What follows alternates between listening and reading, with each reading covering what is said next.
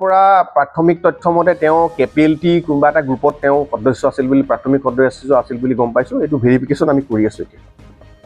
3জন আটক কৰিছোঁ আৰু যিজন মুকৰাঙৰ পিতৃক আমি তেখেতক সোধপোছ কৰি আছোঁ বৰ্তমান। ফাৰ্ডাৰ ডিটেইলছ আমি ইনভেষ্টিগেশ্যনটো কৰাৰ পিছতহে আমি গম পাম। বৰ্তমান এইটো তদন্তৰ খাতিৰত এতিয়া আমি এই কথাটো ব্যক্ত কৰিবলৈ অলপ অসুবিধা হ'ব। তো সকলোবিলাক মুকৰাঙেই কৰিছে বুলি আমি আমাৰ তদন্তত আমি পাইছোঁ। আমি এতিয়ালৈকে জানিব পাৰিছোঁ।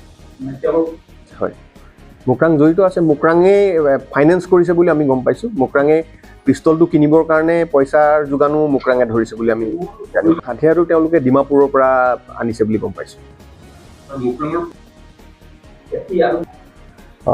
যোৱা 10 তাৰিখে ডিফু থানাৰ অন্তৰ্গত 3 কিলো অঞ্চলত হুকুৰি tissopi নামৰ এগৰাকী যুৱতীক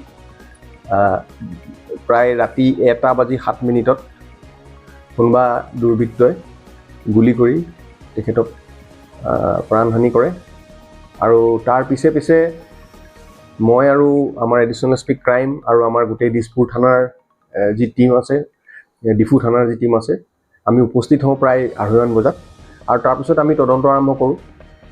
আমি আমাৰ টেকনিকেল ছাপোৰ্ট আৰু আমাৰ তদন্তৰ কালত আমি প্ৰথমতে 2জন যুৱকক আমি কৰায়ত্ব কৰোঁ।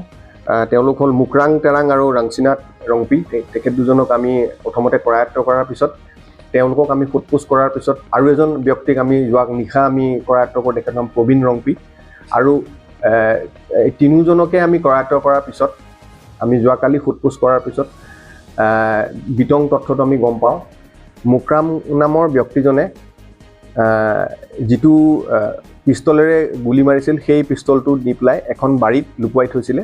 যোৱাকালি এই পিষ্টলটো উদ্ধাৰ কৰা হ'ল আৰু গোটেই যি তাতে জড়িত হৈ আছে গোটেই ঘটনাটোৰ লগত এই সকলোকে আমি ইতিমধ্যে আইডেণ্টিফাই কৰিছোঁ আৰু আমি এই 3জন যুৱকক ইতিমধ্যে আমি কৰায়ত্ব কৰিছোঁ। আমি আৰু পৰৱৰ্তী পৰ্যায়ত ইয়াৰ যিটো কাৰণ, কি কাৰণে হত্যা কৰিলে সেয়াও আমি কিছু প্ৰাৰম্ভিক আমাৰ তদন্তত আমি গম পাইছোঁ।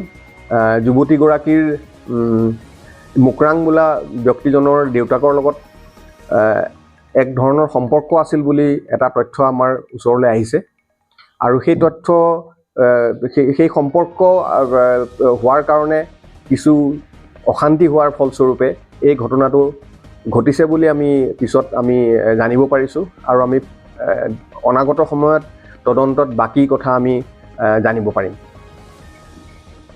অন কৰিমনে? ইতিমধ্যে যি হাথিয়াৰ ব্যৱহাৰ হৈছিলে, যিটো পিষ্টল ব্যৱহাৰ হৈছিলে সেই পিষ্টলটো উদ্ধাৰ কৰিবলৈ সক্ষম হৈছোঁ আৰু 2 জাই মিছফায়াৰ্ড গুলিও আমি লগতে উদ্ধাৰ কৰিবলৈ সক্ষম হৈছোঁ। যিটো কথা ইতিমধ্যে আমাক এজন একিউজডে আগতে কৈছে যে 2টা ৰাউণ্ড মিছ হৈছিলে। সেই 2টা ৰাউণ্ডো আমি উদ্ধাৰ কৰিবলৈ সক্ষম হৈছোঁ আৰু ঘটনাস্থলীৰ পৰা আমি যিটো ৰাউণ্ড ফায়াৰ হৈছিলে সেই ৰাউণ্ডৰ এম্পটি কেছো আমি ইতিমধ্যে উদ্ধাৰ কৰিবলৈ সক্ষম হৈছোঁ। কেইবাজনো মানুহৰ নামো পাইছোঁ এই গোটেই কনস্পিৰেচিটোত। আমি সকলো তথ্য এতিয়া জনাব বিচৰা নাইকিয়া কাৰণ কিছু লোক ধৰিবলৈ বাকী আছে আৰু হয়তো নতুন কিবা এংগলো আহিব পাৰে। গতিকে আমি 5-6জন মানুহক ইতিমধ্যে আইডেণ্টিফাই কৰিছোঁ আৰু বাকী তদন্তৰ কালত কিবা নতুন থাকিলে আপডেট আপোনালোকক দিম।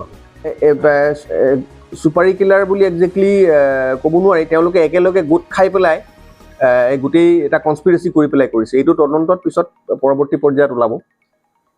পোৱা নাই এতিয়ালৈকে তেনেকুৱা ধৰণৰ কোনো ৰিপৰ্টিং বা পুলিচৰটো আমাৰ কোনো